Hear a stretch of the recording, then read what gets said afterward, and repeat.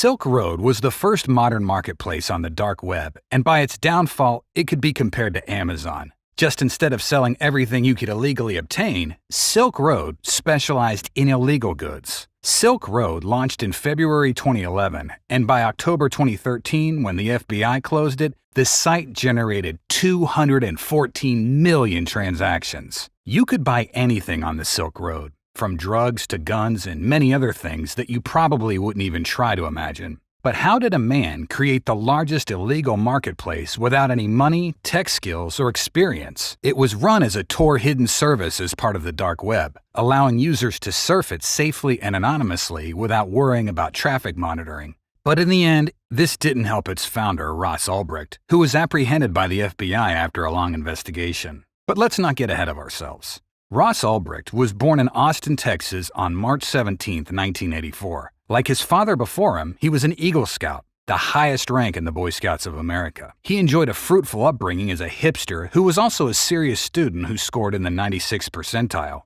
This helped him in receiving a full tuition to the University of Texas at Austin, where he majored in physics. He then received a second full scholarship to pursue a master's degree in material science and engineering at Penn State. He was an extremely clever and unusual guy. Like most individuals who change the world, or at least try to, he was a severe minimalist who didn't care about material goods, wore used clothing, and lived in a basement. At Penn, he underwent a radical transformation into a hardcore libertarian, a political ideology that supports individuality and little government intervention in people's lives. Ulbricht wanted to create a society without institutional or governmental authority, or at least he envisioned a world where everyone was free to do whatever they wanted. He explained that everything should be left up to the person, not the government, from what you do with your life to what you put in your body. He became obsessed with this ideology, and he shared his opinions with everyone who will listen. He would also visit libertarian gatherings all across the country and argued that drugs, all drugs, should be legalized. His main point was that it's not just the case that the government shouldn't have a saying in what you put into your body, but he pointed to the idea of legalizing drugs would actually make society safer. Why? Because everyone would buy drugs from a source that they know is safe, and no one would need to go into dangerous, dark alleys just to buy something that otherwise could be bought in a pharmacy. Of course, this idea would never come into fruition. So he started working on a world where people could buy drugs without having to put themselves in danger. Hence, he started to breathe life into the Silk Road. Ross began working on what would eventually become the Silk Road in the summer of 2010.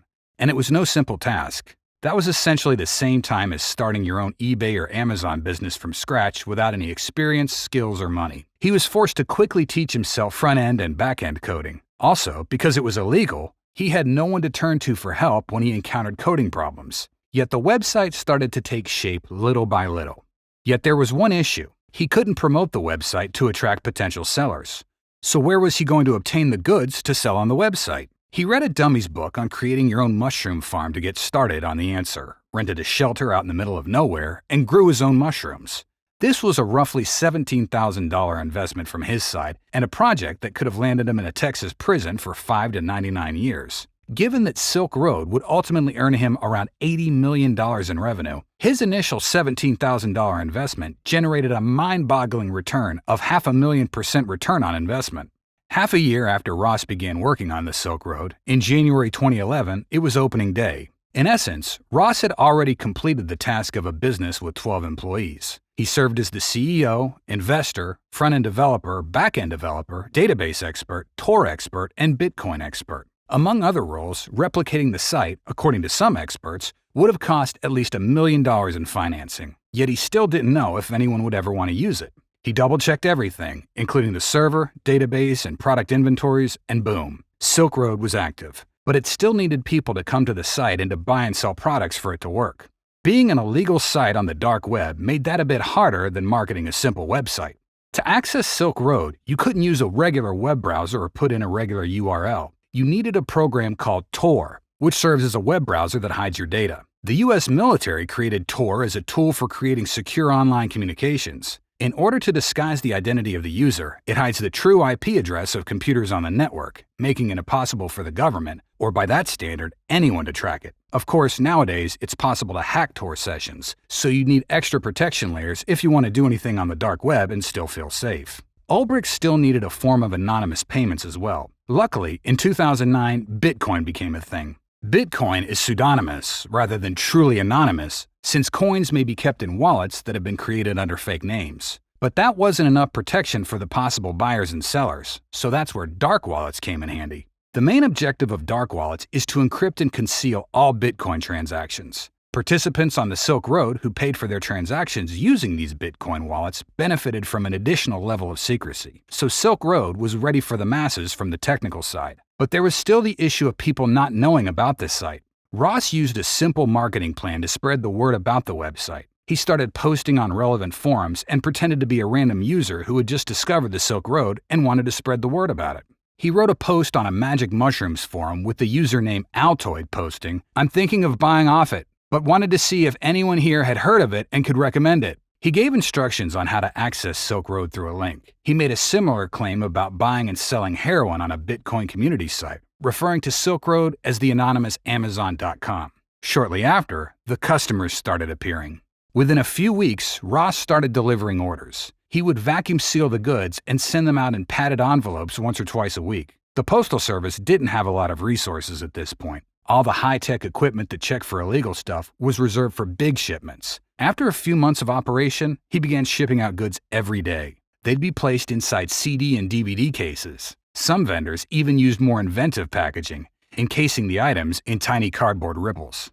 Also, he was no longer the only seller on Silk Road. A few others appeared who started pushing harder products, which made Ulbricht's girlfriend worried. She thought that the harder products would attract more trouble compared to selling more harmless substances. But Ross became obsessed, and by March 2011, just 2 months into business, Ross had already made a few $1,000s in revenue. To limit scams, Ulbricht came up with a ranking system for merchants that was similar to Amazon reviews. If a seller sold bad drugs, they received a negative review that hurt their sales.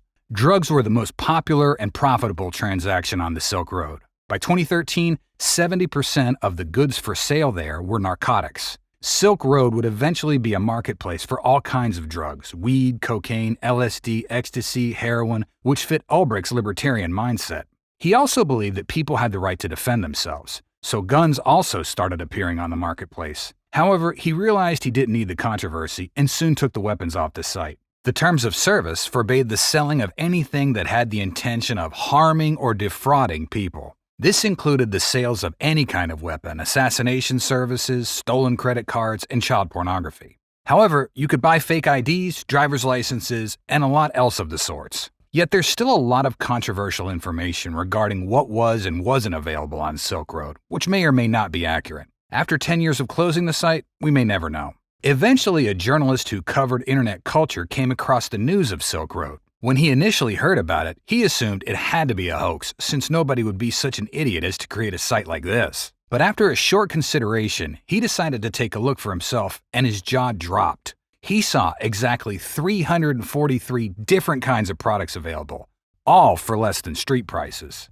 He created an account with the name Adrian802. Then he made a post on the forum asking if anyone would be willing to be anonymously interviewed for an article. A software developer claimed that purchasing goods on Silk Road made him feel almost like he was in the future. When Ross noticed the journalist poking about, he reasoned that since there's no way to prevent him from writing the piece, he might as well utilize it to market the site further. On June 1st, 2011, Adrian's article was published on the dark web store, where you may buy any kind of drug you can think of. The opening paragraph said that making small chat with your dealer stinks and you can risk getting shot if you buy cocaine. However, on the Silk Road, you're safe to buy whatever you want, and you can also see lower prices. The article went viral, and Silk Road's traffic exploded overnight. So did Bitcoin's price. It was 2012, and Ross was making so much money that he was having a hard time laundering all of it into cash. In December 2011, he was making roughly $500,000 in sales a month. By March 2012, he was hitting $500,000 a week. At this rate, he could bring in $1 million in sales every week. Worst case scenario, 2012 would be a $100 million year for the Silk Road, and by 2013, it would be $1 billion business. Ross was now making $10,000 a day in fees. The original fee structure was that Ross would make a flat 6.23% from every sale as a commission. Later, he changed this system to a 10% fee for orders less than $50 and 5% for orders over $1,000. For everything else, he still earned the original 6.23%. After shutting down the site, the federal prosecutors claimed that during its 2 years and 10 months of operation, Silk Road handled nearly $214 million in sales, which made Albrecht disgustingly rich. But of course, the hike of Bitcoin's price helped him making money as well. Back in 2004, Ross wrote down a goal for himself that he'll become a millionaire by age 30. At this point, he was only 28 and he became a multimillionaire, but it didn't last. The first significant issue started when DEA agent Carl Force raided the home of Curtis Green, a Silk Road moderator. Using Curtis Green's account, which had wide access, the agent impersonated the moderator he just detained and stole $350,000 worth of Bitcoin from Ross. Ross was aware of Green's true identity, but no one could identify him as the owner. Ross knew that Green had been arrested and didn't want to take the chance of him providing information to the police, so he posted a hitman job for Green because he was aware that he was compromised. Can you guess who accepted the job? The same corrupt cop that just arrested the moderator. He asked for $40,000 up front and another $40,000 after the job was done. Albrecht later received photos of a dead Green, except he wasn't really dead. The agent staged Green's death, complete with photos of him on the floor, covered in Campbell's chicken and star soup. But Ross made mistakes himself as well. He ordered 9 false IDs delivered to his San Francisco address, but police were able to intercept them. They didn't suspect that he was the founder of Silk Road yet, as anyone could order fake IDs. But the police now had his real name and picture. After a while, an IRS agent figured it out. Whoever started Silk Road would have had to market the site somehow, so the detectives decided to do Google searches for Silk Road prior to the viral article. That's when they found Albrecht's forum posts and took note of everything. This meant the username Altoid as well, which they cross-referenced on other forums. That's when they noticed another post where Altoid asked for IT help on the Bitcoin forum. This turned out to be a huge mistake on Albrecht's part, as this account included his personal email, rossalbrecht@gmail.com. This shows what an amateur Ross really was when he set up Silk Road. Investigators discovered coding errors and vulnerabilities on the Silk Road website in May 2013 that allowed IP addresses to leak. They therefore found that the servers for Silk Road were located in an Icelandic data center. They received a drive from Icelandic officials that contained data from the servers. The FBI gained access to a wealth of information. They could monitor how many transactions were completed, as well as who logged in and out. Most importantly, the FBI had identified the main computer that the Silk Road servers communicated with. The IP address led right back to Ross. From that point, it was only a matter of time to get closer to Albrecht, which they eventually did when they could pinpoint that he accessed the servers from a cafe in San Francisco. The only issue was that they had to catch him with his laptop logged into Silk Road in order to arrest him and not risk losing data. The feds suspected that Albrecht had some kind of fail-safe system available to him in case he got caught, and they thought right. He put in a kill switch that would automatically shut down his device and erase all data by pressing a specific key combination in case authority rushed in at the last minute. He wasn't able to use it in the end, though. Ross Albrecht was arrested at exactly 3:16 p.m. on October 1st, 2013. That day, he decided to go to a library instead of using his Wi-Fi at home for extra protection. But this proved to be his downfall, as he never thought that a team of FBI agents were already circling his block and monitoring his every move. As Ross sat down at a table in the library, he logged into Silk Road and started working. A few minutes later, an undercover agent made contact with him on the Silk Road chat, proving he's online. Then another agent took a seat at Ross's table. A third agent started yelling in the quiet library to create a distraction and give a chance for the others to act. Everything went according to plan. Albrecht stood up to see what was going on, and within seconds, the agent sitting next to him yanked his laptop away from him. Before Ross could react, another agent grabbed him from behind and immediately arrested him, thus ending the reign of the drug kingpin of the dark web. His laptop was secured and the drive was backed up to multiple others, just to eliminate the risk of losing the key evidence. Of course, the officials closed Silk Road as soon as they were able to secure the evidence. Before his trial, Ross Albrecht was held in the same cell block as al-Qaeda terrorists, but that didn't get him down. He thought that there's no chance that he'll be sent to jail, as the court won't find anything that can be tracked back to him. Just in case, he got a famous lawyer that's defended some of the most notorious criminals in America. He was so confident that he even turned down a deal of only 10 years in prison. But it turned out to be a huge mistake, as there was plenty of evidence against him. The government showed no mercy. At the time, it was the biggest criminal trial in the history of the internet. Ross Ulbricht was found guilty on all of the felonies he was accused of and was sentenced to 2 life sentences plus 40 years in prison without parole. This didn't mark the end of Silk Road, though. On November 6, 2013, the remaining administrators relaunched the site and dubbed it Silk Road 2.0. It offered better security for its users while replicating the layout of the original website. It wasn't long-lived, though, as the increased security turned out to be a false promise. The site was closed just a little more than a month after, in December 2013, and the remaining administrators were arrested as well. This marked the end of the story of Silk Road, the largest illegal marketplace to ever exist on the dark web.